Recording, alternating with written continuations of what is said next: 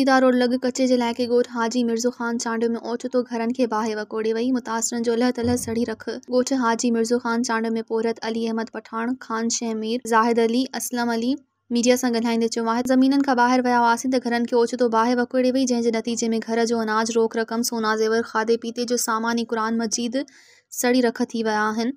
हिननि वस वारनि अॻियां मदद जी अपील कंदे चयो त असां खुलियल आसमान हेठि वेठल आहियूं।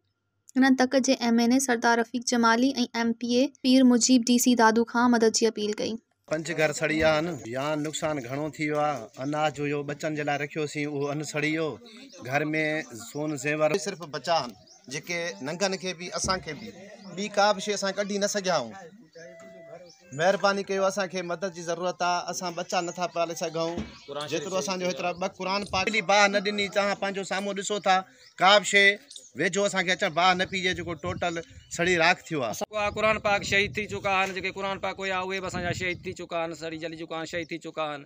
अनाज असांजो सड़ी चुको आहे। पैसो जेको पियल हुयो, हारी मज़दूर पोरियत माण्हू घर में जेको 5 रुपया पियल हुया उहे बि असांजा सड़ी विया। सोना ज़ेवर सड़ी विया, यानी कि विझण जे लाइ मथों जे लाइ का रिली बि असां जे लाइ न बची। मज़ीद ख़बरनि ऐं तफ़सीलात लाइ विज़िट कयो असांजी वेबसाइट www.awamiNewsHD.com ऐं ॾिसंदा रहो अवामी न्यूज़ HD।